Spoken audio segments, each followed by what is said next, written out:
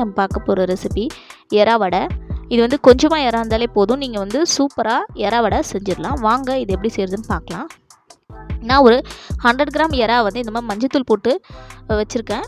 இது வந்து நீங்கள் நல்லா சுண்டுற அளவுக்கு இந்த மாதிரி ஃபஸ்ட்டு வதக்கிக்கோங்க. தண்ணிலாம் ஊற்றாமல், அதில் இருக்க தண்ணிலாம் வந்து வெளியில் வந்துடும். இப்போது ஒரு மிக்ஸி ஜாரில் கொஞ்சமாக பொட்டுக்கல் எடுத்துக்கோங்க, ஒரு 4 டேபிள் ஸ்பூன். அதுக்கப்புறமா நம்ம இந்த வதக்கி வச்ச எறாவையும் ஆட் பண்ணிக்கலாம். கொரகொரன்னு அரைச்சிக்கோங்க. இப்போது நம்ம இதில் பொடியாக நறுக்கின வெங்காயத்தை ஆட் பண்ணிக்கலாம். கூடவே ஒரு 2 பச்சை மிளகா, சோம்பு கொஞ்சமாக ஆட் பண்ணிக்கிறேன். ஒரு 1/4 டேபிள் ஸ்பூன் வந்து மஞ்சள் தூள், கொஞ்சமாக இஞ்சி பூண்டு விழுது, அதுக்கப்புறம் மிளகுத்தூள்.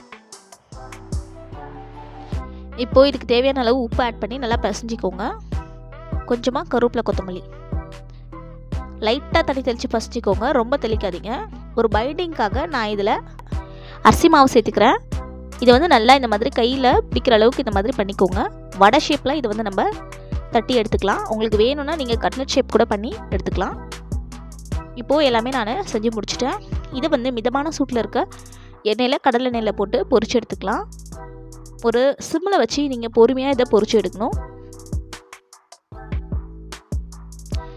இந்த வடை வந்து ஈவினிங் ஸ்நாக்ஸ்க்கு ரொம்பவே டேஸ்டியாக இருக்கும்.